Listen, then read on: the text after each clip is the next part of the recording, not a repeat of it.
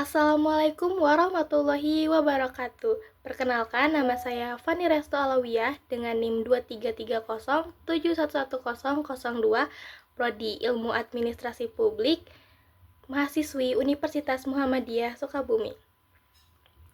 Pada video ini, saya akan membahas analisis best praktik dalam pembangunan perkotaan dengan tema transportasi perkotaan berkelanjutan.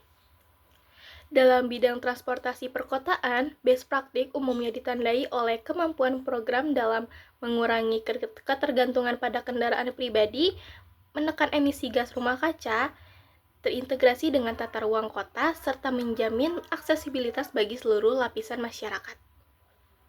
Berdasarkan kerangka tersebut, video ini akan menganalisis best praktik transportasi perkotaan berkelanjutan melalui 3 skala, yaitu Transmetro Bandung pada skala daerah, Transjakarta pada skala nasional, dan Bus Rapid Transit Curitiba di Brazil pada skala internasional.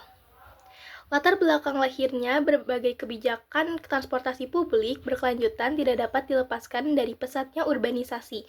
Menurut UN Habitat pada tahun 2020, lebih dari 55% penduduk dunia saat ini tinggal di wilayah perkotaan, dan angka ini akan terus meningkat setiap tahunnya.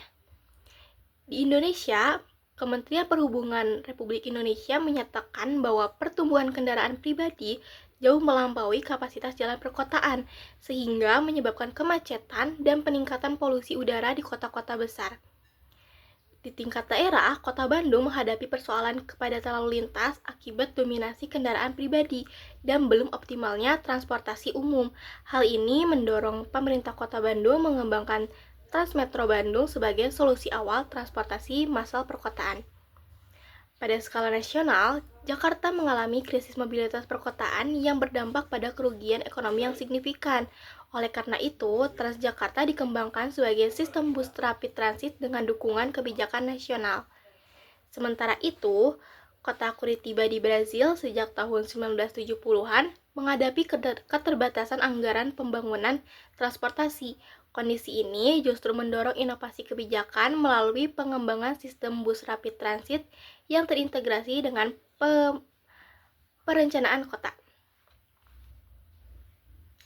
Selanjutnya, saya akan menganalisis 3 skala tersebut secara mendalam. Pertama, skala daerah yaitu Transmetro Bandung. Transmetro Bandung merupakan upaya pemerintahan Kota Bandung dalam menyediakan transportasi publik berbasis bus untuk mengurangi kemacetan dan meningkatkan mobilitas masyarakat. Program ini sejalan dengan konsep transportasi berkelanjutan yang menekankan efisiensi dan pengurangan emisi. Namun, dalam implementasinya, Transmetro Bandung masih menghadapi tantangan seperti keterbatasan armada, jalur yang belum sepenuhnya steril, serta kualitas layanan yang belum optimal. Kondisi ini menunjukkan bahwa best praktik di tingkat daerah masih memerlukan penguatan kelembagaan dan pembiayaan. Yang kedua, ada di skala nasional, yaitu Transjakarta. Transjakarta merupakan contoh best praktik yang lebih berkembang pada skala nasional. Sebagai sistem BRT terbesar di Asia Tenggara, Transjakarta memiliki jalur khusus dan jaringan koridor yang luas. Keunggulan Transjakarta terletak pada integrasi antar moda dengan MRT, LRT, dan KRL komuter lain. Integrasi ini sesuai dengan prinsip Sustainable Urban Mobility yang menekankan konektivitas dan kemudahan akses bagi pengguna transportasi publik.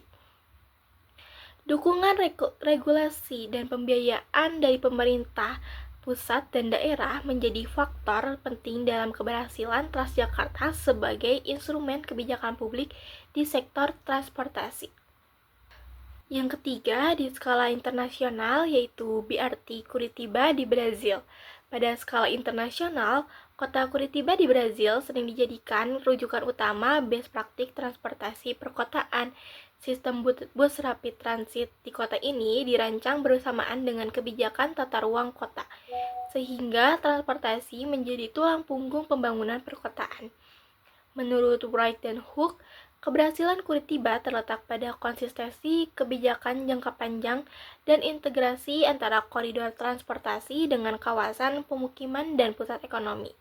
Model ini kemudian direplikasi oleh banyak kota di dunia. Tujuan program transportasi perkotaan berkelanjutan adalah menciptakan sistem mobilitas yang efisien, adil, dan ramah lingkungan. Menurut World Bank pada tahun 2013, menegaskan bahwa transportasi publik yang baik dapat meningkatkan kualitas hidup masyarakat kota sekaligus menekan dampak lingkungan. Selain itu, menurut UN Habitat pada tahun 2020, menyebutkan bahwa transportasi publik berperan penting dalam menciptakan kota yang inklusif di mana seluruh warga memiliki akses yang sama terhadap pelayanan perkotaan. Selanjutnya, saya menganalisis faktor keberhasilan dari kebijakan tersebut. Faktor yang pertama yaitu komitmen politik dan kepemimpinan pemerintah. Faktor pertama yang sangat menentukan adalah komitmen politik dan kepemimpinan pemerintah. Transportasi perkotaan merupakan sektor yang membutuhkan investasi besar, perencanaan jangka panjang, serta kebijakan yang konsisten lintas periode pemerintahan. Menurut Cervero pada tahun 2013, keberhasilan sistem BRT di Curitiba tidak terlepas dari konsistensi kebijakan pemerintah kota yang menjadikan transportasi publik sebagai prioritas utama pembangunan kota sejak tahun 1970-an. Kepemimpinan pemerintah mampu menjaga kesinambungan kebijakan meskipun terjadi pergantian kepala daerah. Pada konteks Indonesia, Transjakarta menunjukkan bahwa dukungan kuat dari pemerintah daerah dan pemerintah pusat sangat berpengaruh terhadap keberlanjutan program, kebijakan subsidi, penetapan jalur khusus, serta penguatan badan pengelola menjadi bukti adanya komitmen politik dalam mendorong peralihan masyarakat ke transportasi publik. Sebaliknya, pada skala daerah seperti Transmetro Bandung, keterbatasan komitmen politik yang tercermin dari minimnya alokasi anggaran dan lemahnya penegakan kebijakan jalur khusus menjadi tantangan dalam mencapai kinerja optimal. Faktor kedua yaitu integrasi kebijakan transportasi dengan tata ruang kota. Faktor kedua adalah integrasi antara kebijakan transportasi dengan perencanaan tata ruang kota. Menurut Suzuki et al. Pada tahun 2013, menegaskan bahwa transportasi yang efektif tidak dapat berdiri sendiri, melainkan harus dirancang sejalan dengan pola penggunaan lahan dan pengembangan kawasan perkotaan. Kota Curitiba menjadi contoh nyata bagaimana integrasi transportasi dan tata ruang mampu menciptakan sistem mobilitas yang efisien. Koridor BRT dikembangkan bersamaan dengan pembangunan kawasan pemukiman, pusat bisnis, dan layanan publik. Dengan demikian, masyarakat terdorong untuk menggunakan transportasi publik karena aksesnya dekat dan terjangkau. Di Jakarta, upaya integrasi mulai terlihat melalui konsep Transit Orient Development atau TOD, khususnya di sekitar stasiun MRT dan halte Transjakarta. Meskipun belum sepenuhnya optimal, langkah ini menunjukkan pergeseran paradigma pembangunan kota menuju pendekatan yang lebih berkelanjutan.